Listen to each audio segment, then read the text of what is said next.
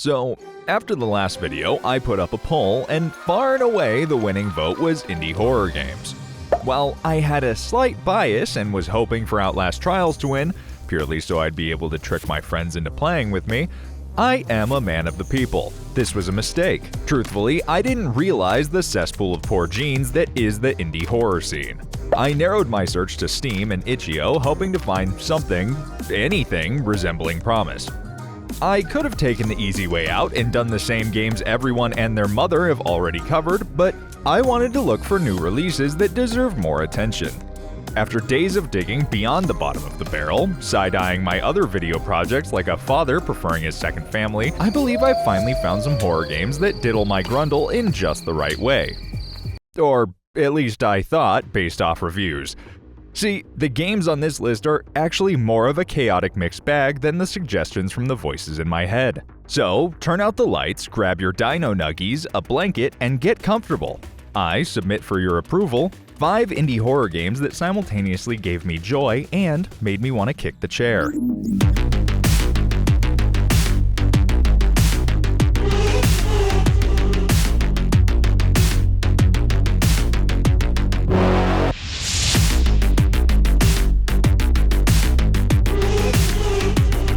Starting off this list of games, we have Blood Typers, which admittedly is one of the highest quality indie horror games I've found, and I absolutely adore it. Even if I more than slightly resemble a toddler banging around on the family computer when I play it. Releasing in February of this year, Blood Typers takes Typing of the Dead and mixes it with Resident Evil. You and up to 4 friends enter into a decrepit movie studio in search of a famed horror director. When you arrive, however, you find that something has gone amiss, and now there's all kinds of zombies, demons, and flesh TVs. So, in order to survive and fight your way out of the studio, you'll need to break out your mad typing skills and use words like Kanzanet, Gihilf, and ass. Yeah, admittedly, the words are a bit all over the place, but I'll be damned if this game isn't fun. There's nothing like having a horde of zombies running towards you and you haphazardly fire your gun at the wall because you can't type aioli. Sometimes, I do think the game is just insulting me. But I had a lot of fun with this one, and if typing games are your jam, I think you'll really enjoy it too. On top of the core typing mechanics, there's 8 playable characters, all with different stats that change up the playstyle and can aid in making the game a little easier. For example, Zygmunt goes full linebacker and can stun groups of enemies by pre-typing their kill words from a distance, and Ophelia has an extra 3 inventory spaces. I don't think I want to know. These little bonuses can also apply to the weapons. The SMG, for example, makes it so you only have to type the first letter of each word in order to complete it, which gives it that rapid-fire feel. It's mostly well thought out, though I do have 2 gripes. For one, while I enjoy that each character has their own abilities and stats, I feel like Ophelia's is kind of better and more practical. There's a lot of items just laying around, and you only get 6 inventory spaces for all the other characters, so you end up leaving a lot of shit behind, and my inventory-hoarding, tism-riddled brain was screaming at me the whole time to pick things up. Because of that, I found myself preferring to play Ophelia. Compare that to a character like Hadley, who simply builds barricades faster than any other characters, and that doesn't seem that helpful. Especially considering that I never once used a barricade the entire time I played. My other complaint, and maybe this one's just me, but I was hoping for a slight bit more narrative. There is one, but it's pretty much just notes. When you start up the first level, however, you follow a trail of words that works almost like a dialogue for the character, but unfortunately that goes away after smashing through the first barricade. I understand that the levels are all procedurally generated, so making all the words spell out dialogue would be a bit more difficult, and backtracking wouldn't make sense, but most of the words aren't even relevant. Let alone words. I mean, look at this shit. That's just some random letters, which, by the way, is infinitely harder to type than an actual word. At least when I see patron, I can spell it out quickly. Man, this would be a great place for a Patreon plug if I had one. But you should subscribe. You should definitely do that. If you don't, I'll come to your house and hit you right in the gavages. But overall, I really enjoy Blood Typers, and I'll probably spend a couple nights playing through it co-op sometime. I highly recommend it if you're into this type of game.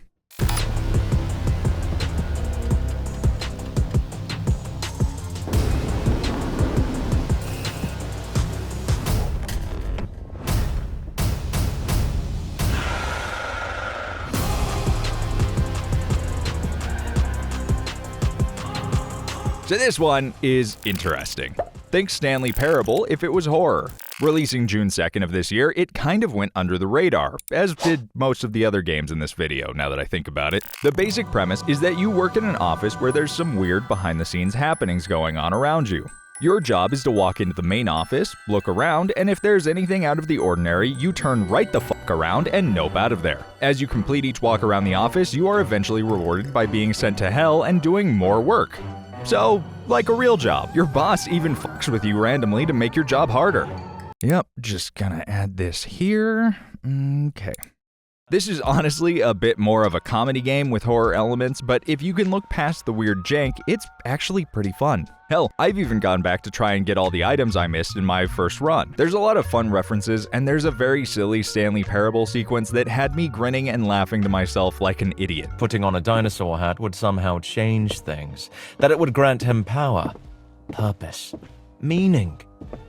No, it just looked silly. Overall, Office After Hours is fairly short, and if you're not into walking simulators, you might not be into this one. But that being said, there's so much wacky shit that can happen that you probably wouldn't be bored. The story in this game revolves around RFK Jr.'s brainworm infecting people in the office and causing various hallucinations and erratic behaviors. That being said, the story is mostly told through notes and context clues, so don't expect a full narrative adventure. This is most certainly Stanley Parable Light with a horror spin. You wander around, find what's different, find a new item that reveals more of the story, then move on. It's very simple and maybe a little too short, but it is a fun experience with a decent bit of completionist content. If you're into this sort of thing, then I wholeheartedly recommend it. Man, the games so far have actually been pretty good. Surely it'll be the same for the rest of the video, right?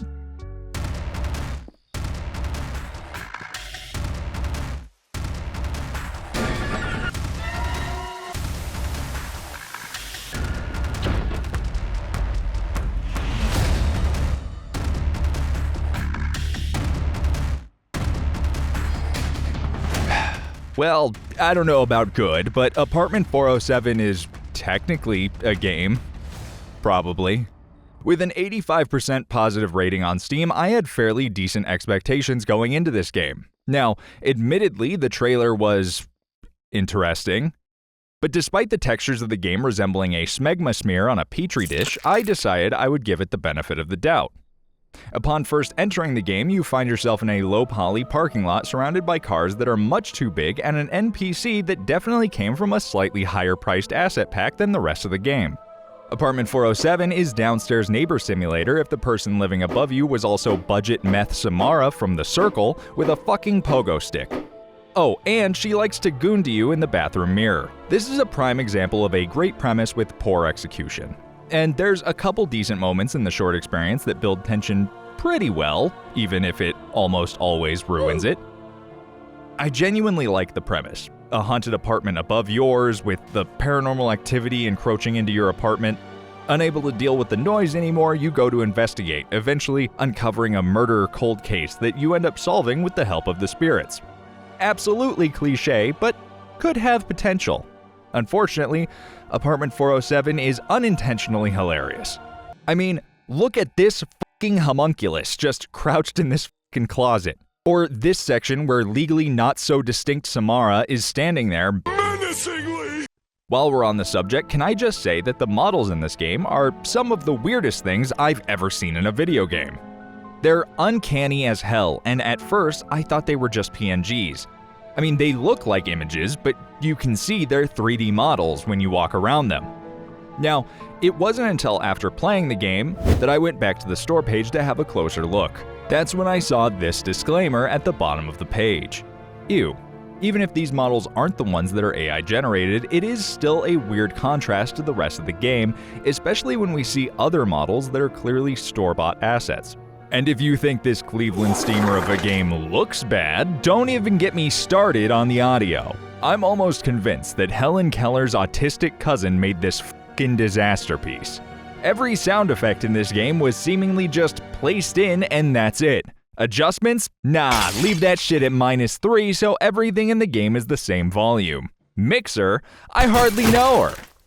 This game is $2.99 on Steam. I'm not expecting Resident Hill Security Breach, but for having an 85% positive review rating, I'd expect something more than, I wonder if I can make a game without using any of my senses. What's next?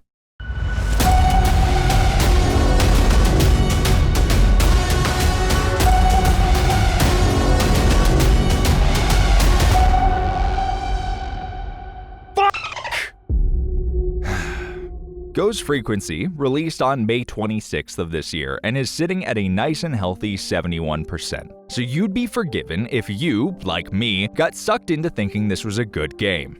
You play as a paranormal researcher investigating a haunted house, wandering around scanning the rooms with a EMF detector smartphone app. Okay, really? We couldn't have real gadgets? It's gotta be a f***ing app? Why is the thermal vision app controlled? Seriously, I feel like this was made by an iPad kid that can't go 5 seconds without a screen. You know what? Fuck it. Add another phone so we can watch Hot Knife videos. My attention span is waning. After setting up cameras around the house and hearing the most unbelievably clear EVPs ever recorded, Mark, can you hear me? we get sucked into a maze that seemingly only half works. See, when the Pillsbury Doughboy's left nut gets too close, you need to use your camera flash to make him disappear. 2 problems. For one, half the times I got caught, I didn't even see him around me, and 2, when I did manage to catch a glimpse of him, my solar flare didn't even phase him and I ended up dying anyways. What is happening? Okay. This part took me entirely too long to finish. I fumble-fucked through this maze for 20 minutes before finally completing it, and guess what? It fucking ended. Not just the maze, by the way, the entire game. That's it. They had some foreplay with the idea of a story, and then right when we start interacting with the ghost, they figured, that's enough, we should probably call it here. I can't tell you how angry I was, so I'll just show you. That was the end of the game! After doing 3 different repetitive tasks and bashing my head against a maze, all I'm rewarded with is closing the game. Look, I shit on Apartment 407, but to that game's credit, it at least had a story with a beginning, middle, and end, regardless of how short and poorly translated it was. Genuinely, the one good thing I can say about Ghost Frequency is that it actually looks good, but maybe don't play it drunk like I did because the fisheye camera angle was an Avengers level threat for me. Whoa.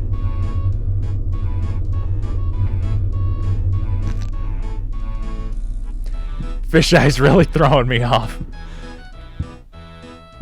Other than that, I actually hated this f***ing game and I wish I didn't waste $5 on it. It's not worth it, and to be honest, doesn't deserve anywhere near the 71% rating it has. I genuinely don't even think I was scared once while playing, which is saying something because I'm a fucking pussy. Don't play this game, it's not worth your time or money. On to the next game.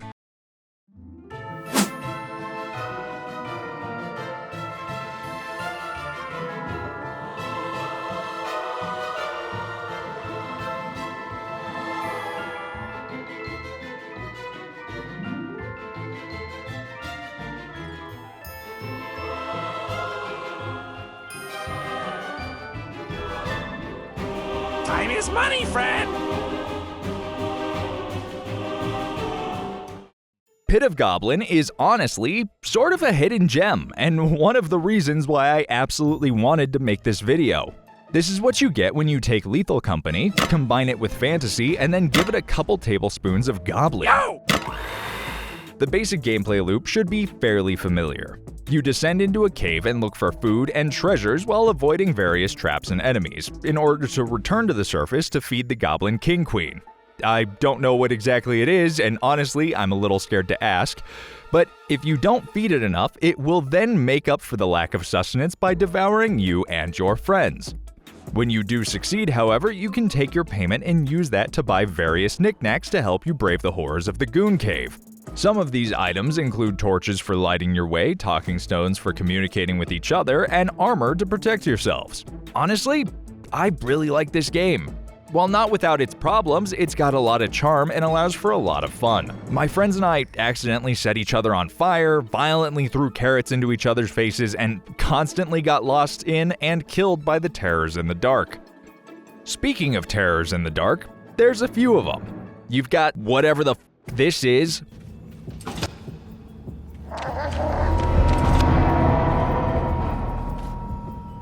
Nope. How about I just not deal with that? Sentient skeletons playing dead, crying mushrooms. Whoa, run! He's fucking coming, dude. And even a giant fuck-off knight that picks you up and slams you into the ground like he's trying to quiet a crying baby. Now, as much as I enjoy the game, there are some problems. For one, the biggest glaring issue is that the quota for feeding the Goblin King Queen is really high. Look at the amount of shit we tried to feed it, and it still only reached halfway. This was only the second feeding. God, that sounds so weird. I would love to see the quota lowered just a bit, then gradually raised to a higher point. My next problem is that there's really only a couple different biomes, that I've seen at least. There's a tomb, a cellar, a grotto, and a prison. There may be one or two others, but to be honest, they are all somewhat similar. The prison, cellar, and tomb are close to the same, with one of the main differences being the amount of barrels in each room, and which enemy is wandering around. Now, to the devs' credit, there is a roadmap that lays out future content plans, and it does look like they'll be adding new maps as well as a magic system, so it appears that complaint might be addressed soon. It's not perfect, but Pit of Goblin definitely deserves some recognition. If you get a chance to check it out, I do highly recommend it because there's a good game here once you look past some of the rough edges, and it does deserve some more recognition. And that's it for the video. Thanks for watching. It was a fun one. It was, it was a little rough. I'm not gonna lie. It was a little rough. There was a couple games in there. Not pointing any fingers, but, you know who you are. You know which ones they were. Overall, it was a good time, I suppose. Happy Halloween. This was always meant to be a Halloween episode. Definitely didn't start this video 4 months ago. I hope you enjoyed the video. And let me know in the comments if you want to see more kind of compilation type game videos, whether it's more indie horror games. I got a whole bunch of other games that I found while making this video that I just decided to save for later, or they just didn't make the cut or whatever. So if you want to see more like this, let me know. I can do it, and hopefully I'll be able to make it in a more timely manner. Anyways, I'm Kel. Thanks for watching, and I hope you have a spooky Halloween.